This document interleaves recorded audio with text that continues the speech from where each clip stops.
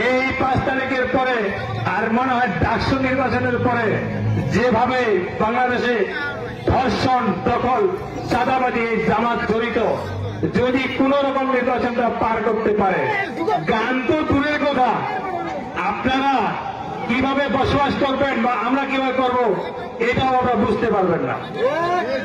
আপনারা তো মনে করতেছেন আজকের দিনটা যেভাবে গেল কালকের দিনটা ওইভাবে যাবে। নো, যাবে না। তারা কিন্তু ঘরে ঘরে যাচ্ছে, সবাইকে যাচ্ছে, বিভিন্ন প্রবণ দিচ্ছে।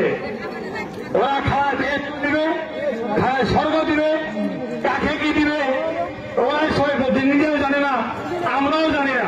কারণ আমাদের হলো পেটে খিদা, আমাদের রাস্তার উন্নয়নের দরকার। প্রফেসর সাহেব বললেন এখানে কালী মন্দিরের উন্নয়নের দরকার, আপনাদের চলাফেরার দরকার, আপনাদের কর্মের দরকার। যার জন্য এইসব কথা জানি না কি বলতেছে, শুধু একটাই সার্টিফিকেট দিচ্ছে যে ভোট দেন বেহেস্তে যাবো। জানি না বেহেস্তে তারাও যেতে পারবে কিনা।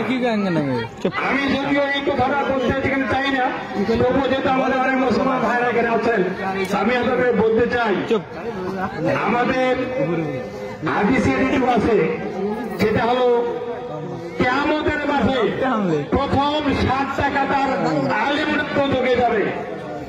এই তার 7 টাকার মধ্যে এই বর্তমান জামাতের দলের লোকেরা যারা আছে তারাই এর জন্য প্রাপ্ত।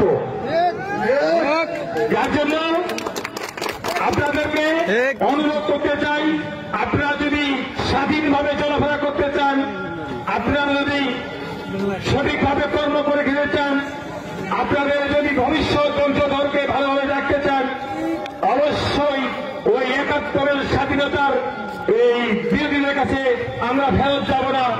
ওই তাদের অনুসারী, তাদের বীজ আজকে যেভাবে উঠে পড়ে লাগেছে, তাদেরকে আপনাদের বুদ্ধিমত্তা থেকে শুরু করে সরকারের শক্তি প্রয়োগ করে আগামী নির্বাচন থেকে এই সুগার মাটি থেকে তাদেরকে আমরা বিদায় করে দেব।